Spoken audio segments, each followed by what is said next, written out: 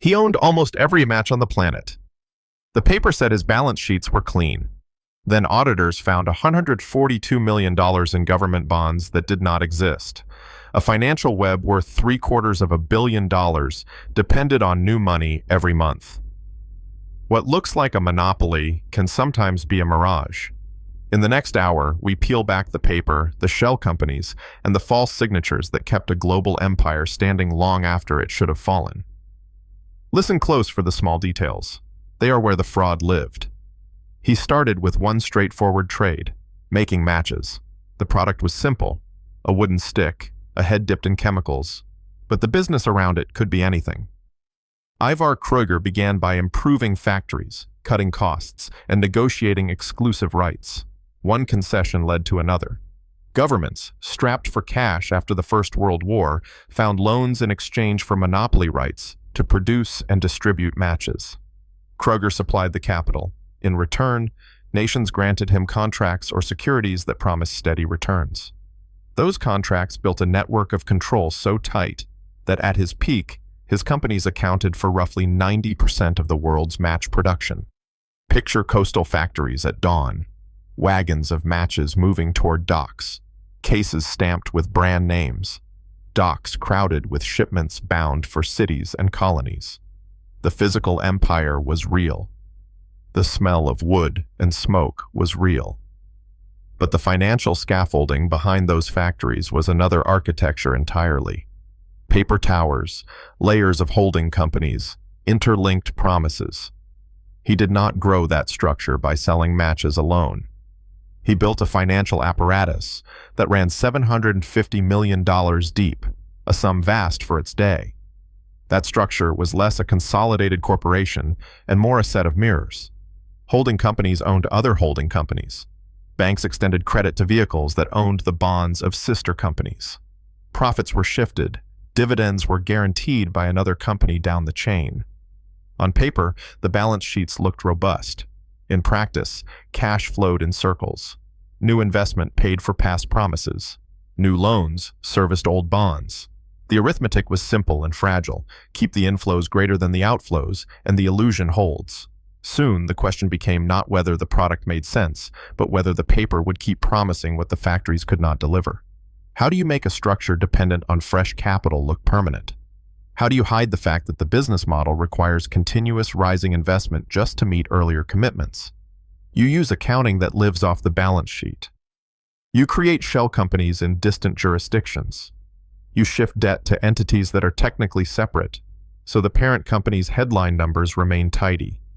You show collateral that in truth is only ink on a certificate. In Kreuger's case, those techniques were not yet illegal or even well-defined. They were pioneering. He deployed them with an engineer's precision and a financier's flair. Then came the bonds.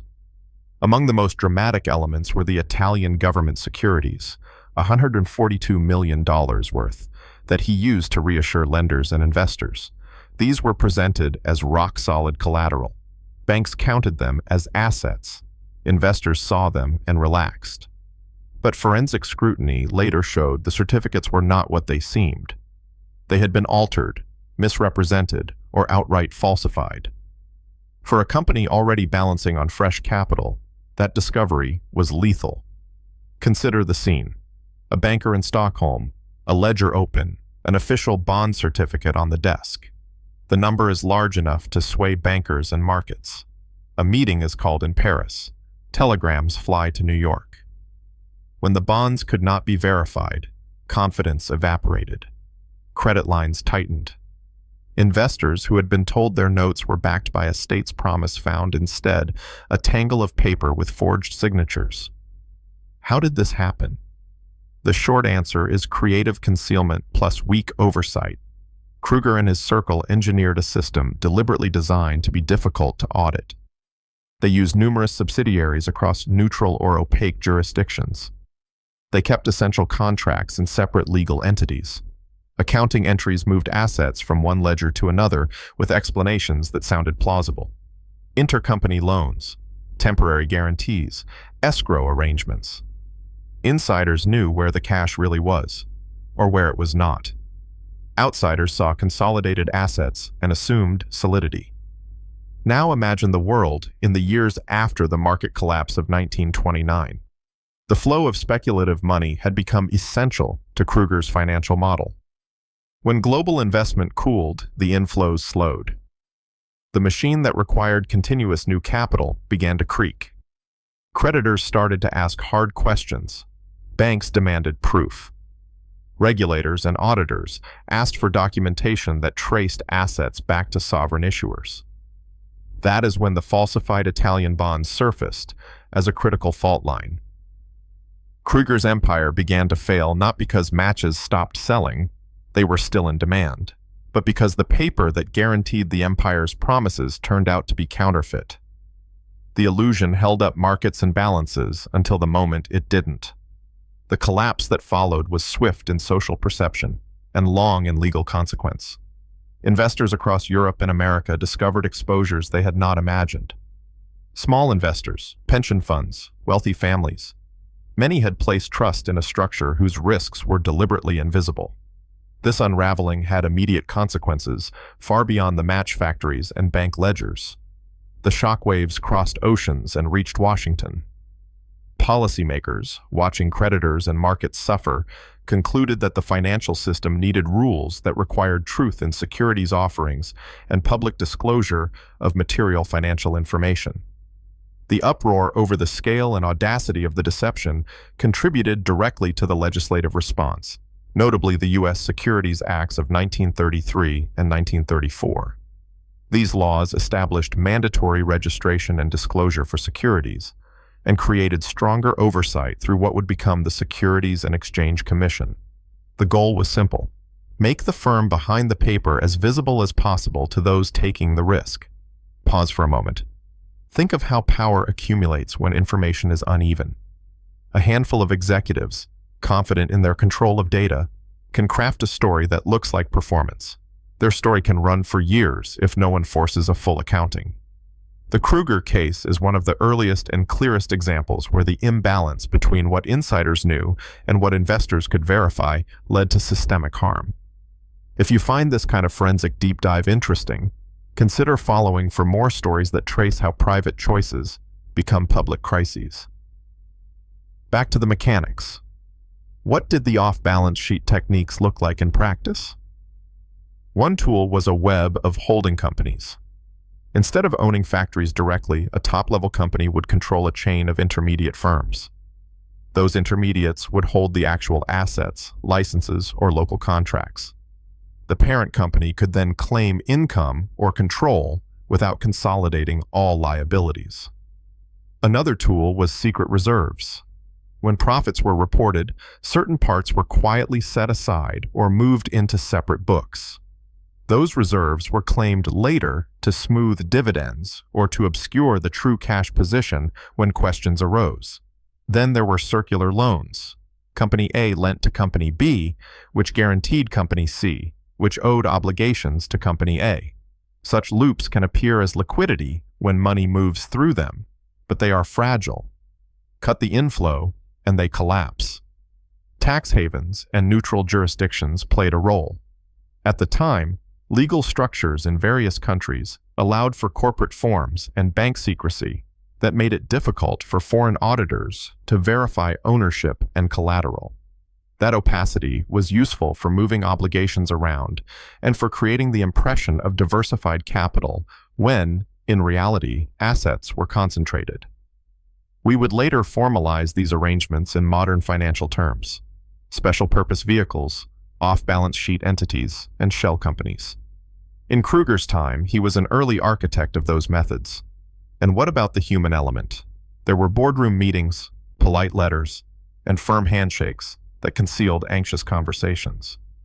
There were family fortunes invested in the polished prospectuses. There were auditors who trusted the documentation presented to them, and bankers who extended credit with sovereign bonds as supposed collateral. There were also opportunists who benefited while the system held. When the mirror broke, not everyone fell at the same time. Some walked away quickly, others lost lifelong savings. The social cost was real and distributed. Investigations after the collapse were painstaking. Forensic accountants traced payments, compared ledgers, and sought the original bond issuances. They tracked the chain of custody for securities and interrogated public registries. Where documents were forged or signatures altered, that evidence made the case for criminal and civil inquiry. The scale of falsification, the reliance on offshore entities, and the blurred lines between corporate and personal assets changed how regulators thought about market transparency forever. The broader lesson from a forensic economics perspective is that scale multiplies both power and risk. When a single entrepreneur controls a dominant share of a global commodity, in this case, matches, the marketplace's ability to correct imbalances through competition is reduced. That dominance also means that when the financial scaffolding fails, the ripple effects are enormous. Financial innovation is neutral by itself. It becomes dangerous when innovation is used to hide losses, evade oversight, or mislead investors. By the time laws were updated in the United States, the world had a clearer sense that public markets require public truths. Disclosure became the currency of trust. The Securities Acts that followed set standards for what companies must tell the investing public before they can sell shares or bonds widely. Those rules did not prevent every fraud in the years to come. No system is perfect. But they raised the bar, institutionalized transparency, and created enforcement mechanisms. As the narrative moves toward its close, it's worth reflecting on the human and institutional consequences. The Match King's collapse is not merely an exotic historical anecdote. It is an origin story for modern securities regulation. It is a cautionary example of how innovation in corporate form can outpace the legal frameworks meant to hold markets accountable. And it is a reminder that the cost of opacity is paid not just in dollars, but in trust. Now ask yourself, when you read a prospectus or an audited financial statement, what are you actually seeing? Are there entities off the page that change the story? Entities that move risk away from the visible firm and into anonymous corners? Modern corporate finance still knows the temptations Kreuger used. Shell companies, tax-efficient jurisdictions, and complex intercompany contracts remain tools. The difference today is that regulatory frameworks are more attuned to the risk these tools create, and there are more resources devoted to forensic accounting to ensure that what investors are shown corresponds to economic reality. In the final arc of this story, the emotional intensity is not about spectacle, but about consequence. People trusted paper. They trusted reputation. They trusted a businessman whose name became synonymous with matches and trustworthiness. For many, that trust was the last thing to crumble. The discovery of falsified bonds and the sudden evaporation of credit came as a shock. Lives were disrupted. Institutions questioned their models. Governments rewired the regulatory architecture of capital markets. The collective result was a set of laws and practices designed to make the next iteration of such a scheme harder to build and easier to detect. Kreuger's sudden death marked the end of his personal role in the drama, but not of its lessons. The financial world did not forget. Investigators cataloged errors in auditing, lapses in oversight, and the ways that charismatic leadership can obscure critical questions. Legislators studied those failures and wrote rules meant to protect investors who cannot see behind the corporate curtain. So where does that leave us now? Transparency, verification, and public disclosure were not just bureaucratic additions. They were responses to a crisis that exposed how private accounting choices can translate into public harm. The monopoly mirage lives on in the vocabulary of regulators and in the case studies taught to accountants, lawyers, and policymakers.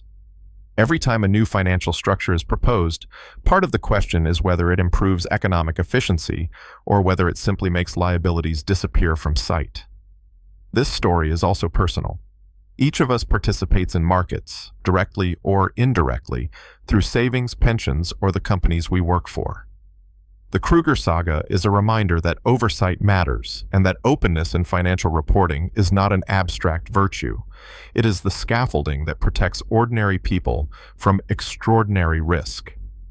If you want to hear more narratives tracing the forensic failures behind major financial collapses, consider subscribing and joining the conversation. These are the stories that teach us where vigilance matters most. In the quiet that follows, think of the matches themselves. Simple tools that light candles and stoves, small sparks that begin fires. They were the real product of Kreuger's empire, tangible and useful. The financial structures around them, however, were sparks of a different kind. Sparks that ignited headlines, investigations, and legislative change. The Match King's collapse was not just about counterfeit bonds or tricky accounting. It was about the limits of power, when trust is the currency and truth the scarce resource. It became a blueprint for reform, a lesson in forensic economics, and a cautionary tale for every era that chases growth without asking what is truly backing it. Thank you for listening. If this story stayed with you, share it with someone who likes deep dives into financial history. There are more entangled empires ahead, and more lessons to learn.